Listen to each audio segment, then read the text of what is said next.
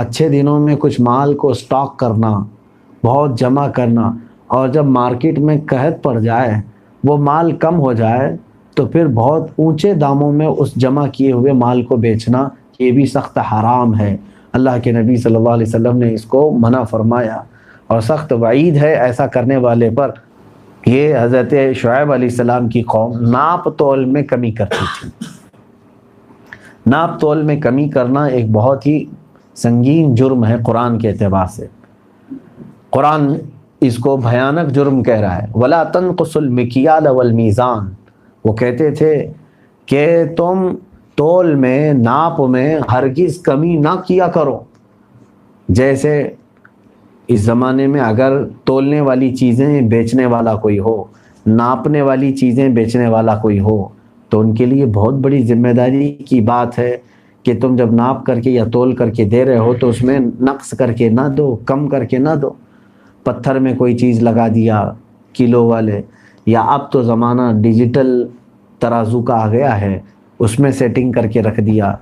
آج ایسے بہت سارے ہیں، خود اس کے ترازو کے کانٹے کا کام کرنے والے کئی لوگ ہیں، وہ خود کہتے ہیں کہ کئی دکانوں والے اور کئی جگہوں والے ان کو بلاتے ہیں خاص طور پر اس بات کے لیے کہ کچھ سیٹنگ کر کے جاؤ، 1 کلو کو جو ہے 100 گرام 150 گرام اس طرح کا کم سیٹ کر کے رکھو تاکہ ہم تولیں تو پورے کلو نہ آئے بلکہ اس میں کم آئے۔ اس طرح کی سیٹنگ کرنے والے بھی، اگرچہ یہ قانونی جرم بھی ہے اور قرآنی جرم بھی ہے۔ شعیب علیہ السلام جب یہ منع کرتے رہے تو ان کی ظالم قوم نے حضرت شعیب علیہ السلام کو ہی نکالنے کا پلان کر دیا کہ ہم اپنے وطن سے، اپنی بستی سے آپ کو نکال دیں گے۔ پھر ہوا یہ کہ اللہ تعالیٰ کا عذاب آیا اس قوم پر۔ کیسا عذاب آیا؟ حدیث پاک میں اللہ تعالیٰ نے جہنم کا دروازہ کھول دیا ان کے لیے، اور جب دوزخ کا ایک دروازہ کھولا گیا تو اتنی شدت کی گرمی آئی، اتنی شدت کی گرمی آئی کہ اب وہ گرمی کی وجہ سے کہیں نہ زمین پر پیر رکھ پاتے، بلکہ اب گھٹن سی ہونے لگی، سانس لینے میں دقت ہونے لگی۔ تو وہ پورے باہر کے اس گرم ماحول سے خوف کھا کر کے وہ تہخانوں میں چلے گئے۔ قوم شعیب تہخانوں میں گئے تو وہاں جا کر کے دیکھا تو وہاں حبس اور زیادہ تھی، ہیومینٹی بہت زیادہ، کہ اب مرے کہ تب مرے، تو وہاں سے بھی نکل کر کے بھاگے۔ پھر جنگلوں کی طرف آئے تو جنگل میں جب وہ پہنچے تو ایک ٹھنڈی ہوا وہاں پر نظر آئی، تو ایک دوسرے کو پکار کر کے سب جنگل میں جمع ہو گئے کہ آ جاؤ، وہاں کی گرمی، شدت کی گرمی اور تہخانے کی بھیانک تپش سے تم یہاں محفوظ ہو۔ سب کے سب جنگل میں جمع ہوئے تو اللہ تعالیٰ نے ایک آگ بھیجی جو ان درختوں کو ایسے پکڑ لی کہ اتنی شعلے والی آگ تھی کہ آسمان تک اٹھتی تھی، اور پورے وہ ایسے جل کر کے ختم ہوئے کہ ان کی ہڈیاں بھی نہ مل سکیں۔ قوم شعیب کو اصحاب الایکہ بھی ان کو کہا گیا ہے، اور ان کو اس جرم کی وجہ سے اللہ تبارک و تعالیٰ نے ایک سزا یہ دی۔ 2 طرح کے عذابات ان کی قوم پر آئے ہیں۔ ایک الگ ہے کہ ان کو ایک فرشتے کی چیخ سنائی دی گئی اور اس سے وہ ہلاک ہوئے تھے، ایک دوسری قوم ہے۔ اور یہ یہاں پر جو عذاب کا تذکرہ آیا ہے، جو آج میں نے پڑھا ہے پارے میں، تفسیر میں اس کا ذکر آیا ہے۔ عزیزان گرامی وقار، اللہ کی پناہ تھوڑا بچانے کے لیے خیانت کرنے والے اللہ تبارک و تعالیٰ کی بارگاہ میں تو جواب دہ ہیں۔ آج تم حکومت سے چھپ کر کے، پولیس سے چھپ کر کے اگر کچھ مال بچا بھی لے گئے تو یہ سب کا سب تمہارے لیے حرام ہے۔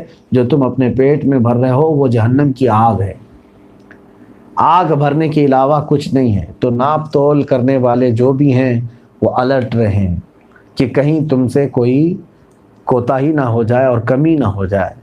اسی طرح سے ایک اور مسئلہ یہاں پر میں بتا دوں کہ کچھ تاجر ایسے بھی ہیں جو احتکار کرتے ہیں۔ احتکار کہتے ہیں ذخیرہ اندوزی۔ مثال کے طور پر اچھے دنوں میں کچھ مال کو سٹاک کرنا، بہت جمع کرنا، اور جب مارکیٹ میں قحط پڑ جائے، وہ مال کم ہو جائے، تو پھر بہت اونچے داموں میں اس جمع کیے ہوئے مال کو بیچنا، یہ بھی سخت حرام ہے۔ اللہ کے نبی صلی اللہ علیہ وسلم نے اس کو منع فرمایا، اور سخت وعید ہے ایسا کرنے والے پر، کیونکہ یہ لوگوں کی زندگیوں سے کھیل رہا ہے اور قانونی جرم بھی ہے۔ آپ اپنے لا بھی پڑھ کر کے دیکھیں تو ہمارے اس ملک میں بھی یہ جرم ہے کہ چاول آپ جمع کرتے گئے سٹاک کر دیا، چاول مارکیٹ میں نہیں ہے، 30 روپے کلو کا چاول جب سب جگہ پر ختم ہو گیا تو اب آپ نے 60-70 روپے میں بیچنا شروع کیا، ڈبل دام میں یا اس سے زیادہ پروفٹ میں۔ اس کو اس طرح کی ذخیرہ اندوزی کرنا بھی حرام ہے، یہ اللہ تعالیٰ کی عذاب کو دعوت دینے والے کام ہیں۔ اللہ ہم سب کو اس سے محفوظ رکھے۔ اس کے بعد اللہ تعالیٰ نے حضرت موسیٰ علیہ السلام کی قوم پر جو عذابات بھیجے وہ تفصیل سے تذکرہ آیا ہے۔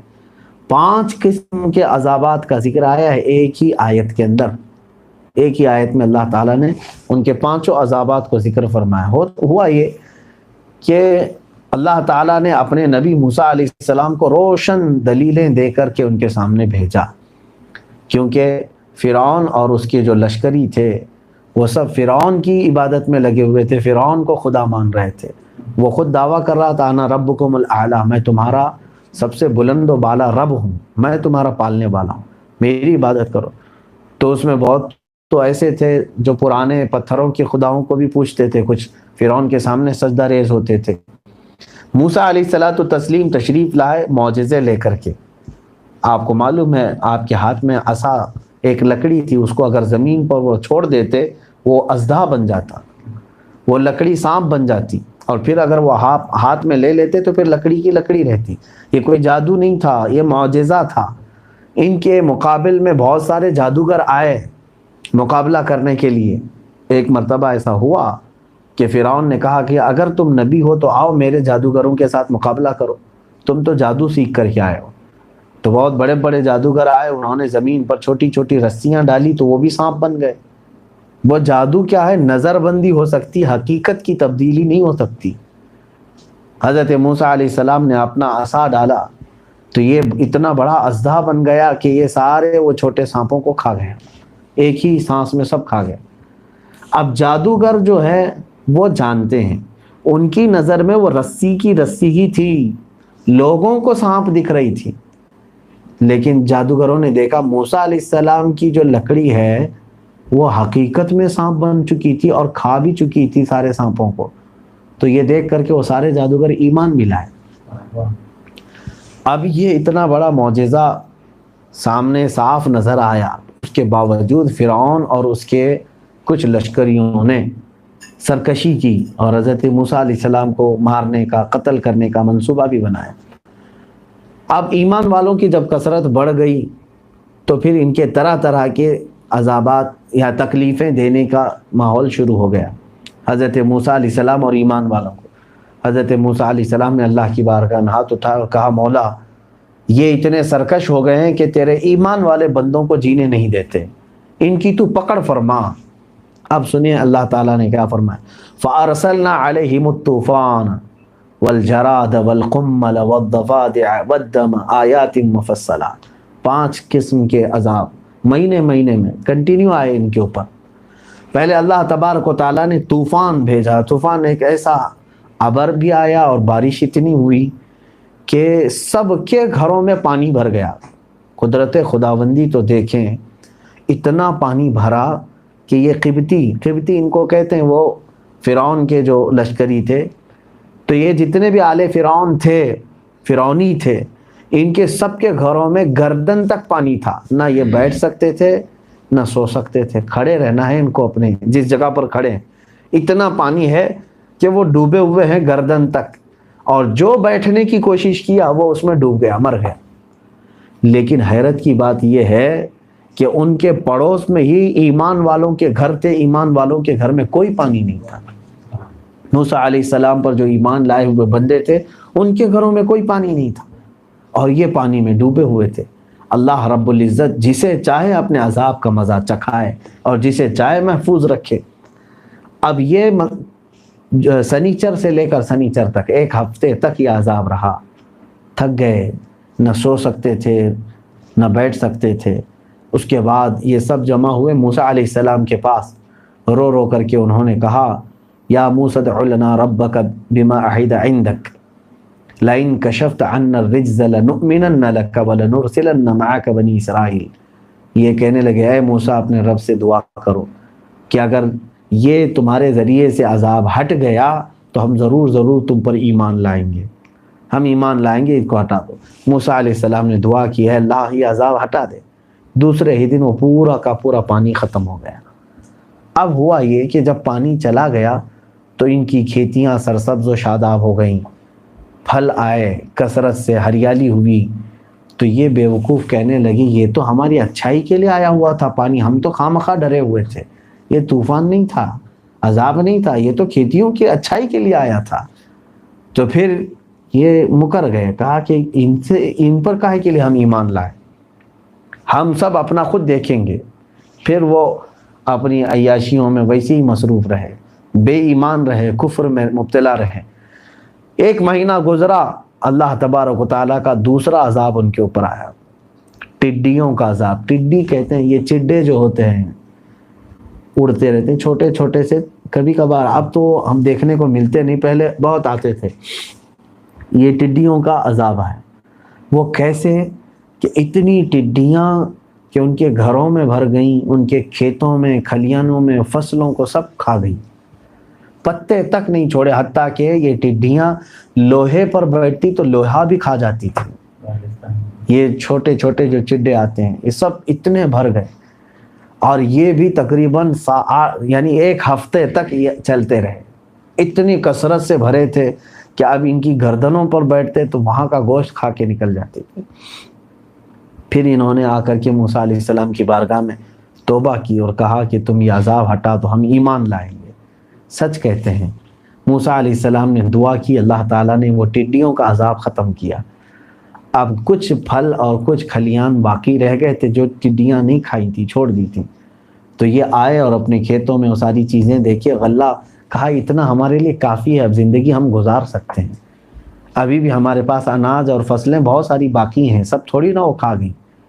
پھر وہ مکر گئے اپنے وعدے سے، ایمان نہیں لائے اور سرکشی میں مبتلا رہے۔ اللہ تبارک و تعالیٰ کا تیسرا عذاب آیا، والقمل، جوؤں کا عذاب۔ جوئیں جو سر میں ہوتی ہیں، مفسرین نے اس کو فرمایا جوئیں یا تو ایک کیڑا تھا جو اللہ تعالیٰ نے اتنی بڑی تعداد میں بھیجا کہ ان کے کھانے میں، ان کے برتنوں میں، ان کی آنکھوں پر، ان کے چہرے پر، ہر جگہ یہ جوؤں کا عذاب، نہ بستر پر کہیں پر بھی کوئی جگہ خالی نہیں ہوتی۔ اچھا، یہ سب عذابوں میں ایمان والوں کے ہاں اس طرح کی کوئی چیز نہیں تھی، صرف یہ فرعونیوں کے گھروں میں ہوتا تھا، قبطیوں کے ہاں۔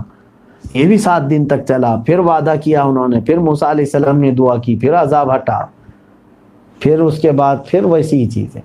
اتنی سرکش اور نافرمان قوم جو موسیٰ علیہ السلام کی ہے، پورے قرآن میں جتنی قوموں کا تذکرہ آیا ہے، اتنی تذکرے کسی اور قوم کے نہیں ملیں گے آپ کو، کیونکہ یہ بار بار عہد شکنی کرتے تھے، بار بار وعدے توڑتے تھے اور ایمان نہیں لاتے تھے۔ چوتھی مرتبہ اللہ تبارک و تعالیٰ کا عذاب آئے مینڈکوں کا، والضفادع، اتنے مینڈک ان کے گھروں میں آئے کہ کھانے کے برتن میں، پتیلیوں میں، حتیٰ کہ وہ اگر لقمہ اٹھاتے، منہ کھولتے تو مینڈک منہ میں چلا جاتا، کھانا نہیں کھا سکتے تھے۔ ان کے پانیوں میں، برتن میں، ہر جگہ مینڈک ہی مینڈک تھے۔ اگر وہ سوتے تو ان کی آنکھوں پر مینڈک بیٹھ جاتے، ان کے کانوں پر مینڈک بیٹھ جاتے۔ ظاہر سی بات ہے، ایک ایسا جانور جو پھدکتا ہو وہ بے چین کر دیتا ہے، کہاں کی نیند، کہاں کا کھانا، نہیں کھا سکتے تھے۔ یہ بھی 7 دن رہا، پھر اللہ حضرت موسیٰ علیہ السلام کے پاس پھر آئے، وہی معمول کے مطابق انہوں نے پھر دعا کی، پھر عذاب ٹلا، پھر نافرمانی، پھر 1 مہینے کے بعد انہوں نے ناشکری کی، 5واں عذاب پھر کنٹینیو آیا ہے، کیونکہ اللہ تعالیٰ نے قرآن میں فرمایا فلما کشفنا عنہم العذاب، جب جب ہم نے ان سے عذاب کو ہٹایا ہے، انہوں نے پھر سرکشی کی ہے، پھر یہ ویسی ہی کرنے لگ جاتے تھے۔ آخر میں اللہ تعالیٰ نے خون کا عذاب بھیجا، جتنے کنویں تھے، ندیاں تھی، تالاب تھی، سب خون سے بھر گئے، ان کے گھروں کے پانی کے مٹکے سب کچھ خون سے بھر گئے کہ نہ یہ کھانا بنا سکتے تھے، نہ پانی پی سکتے تھے۔ اور وہی بنی اسرائیل پر ایسا کوئی عذاب نہیں تھا، یعنی موسیٰ علیہ السلام کے ایمان والے جو جتنے بھی امتی تھے ان پر ایسا عذاب نہیں تھا، حتیٰ کہ پانی نکالنے کے لیے ایک ہی کنویں پر دونوں جاتے تھے، قبطی بھی جاتے تھے اور یہ ایمان والے بھی جاتے تھے، لیکن جب ایمان والے اس کنویں سے اپنا ڈول نکالتے، پانی نکلتا، وہ قیمتی نکالتے تو ان کے ڈول میں خون نکلتا تھا۔ اس کے علاوہ یہ بھی مسئلہ ایسا ہے، اللہ تعالیٰ کا عذاب تو دیکھیں کہ وہ اگر پانی لے لیں منہ میں خون ہو جاتا، اور کھانا منہ میں ڈالیں خون بن جاتا، پورا کا پورا خون، بستہ خون ہو، لیکن وہی قریب میں بیٹھ کر کے کوئی مومن یا مومنہ کھا رہے ہوں اور پی رہے ہوں، ان کے کھانے اور پانی میں کچھ نہیں ہوتا۔ تو کچھ قبطیوں نے یہ تک کیا، کچھ فرعونیوں نے یہ کیا کہ چلو ان کو ہم اپنے طرف کر لیتے ہیں، تو آ کر کے کچھ ایمان والوں کے پاس ان کے پاس میٹھی میٹھی باتیں کر کے ان سے یہ کہا کہ ایسا ہے کہ تم لقمہ اپنے کھانے کا اٹھا کر ہمارے منہ میں ڈال دو، تمہارا کھانا صحیح سلامت ہوتا ہے، ہمارا کھانا خون بنتا ہے۔ تو وہ جو بنی اسرائیل کے مومنین تھے، وہ کھانے کا لقمہ اٹھا کر کے ان کے منہ میں ڈالتے، ان کے منہ میں جاتے پھر خون ہوتا تھا۔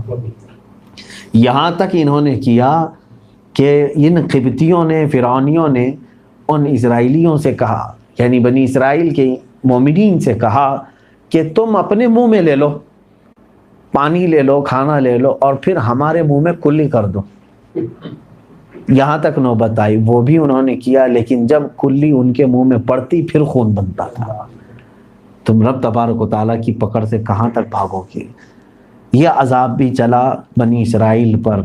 میرے عزیزو، عذابات ایسے سخت ترین آئے ہیں جس کو آج آپ نے کبھی دیکھا بھی نہیں اور سنا بھی نہیں، اور وہ نبی کی دعا سے بار بار عذاب ٹل جاتے تھے، بار بار ٹل جاتے تھے۔ آخر میں اللہ تعالیٰ نے اس قوم کو فرعون سمیت سمندر میں غرق کر دیا، ختم ہو گئے۔ اللہ تعالیٰ نے قرآن میں اس کا بھی تذکرہ فرمایا، فغشیہم من الیم ما غشیہم، ہم نے سمندر کو ان کے اوپر ایسے ڈھانک دیا کہ ان کا کچھ پتہ ہی نہیں، خبر بھی نہیں رہی، سب غرق ہو گئے۔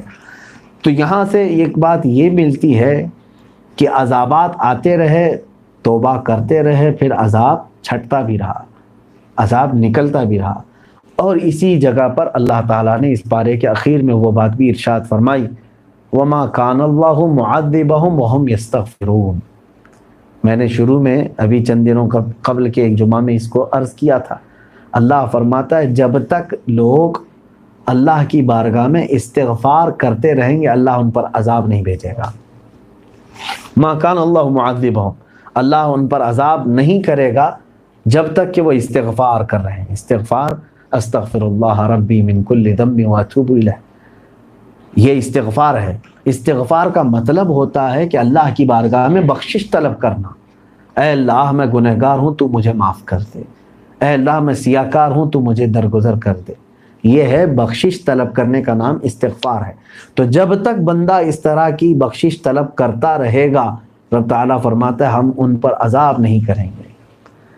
یہ میرے عزیزو آیات عذاب جس میں آج کے پارے میں ہم نے تلاوت کی ہیں، آج بھی ان عذابات کی وہ شکلیں تو نہیں ہیں، لیکن ایک بات یاد رکھیں، اس زمانے میں اگر اللہ تعالیٰ کا بڑا عذاب کچھ ہو سکتا ہے، سب سے سخت ترین عذاب کیا ہے؟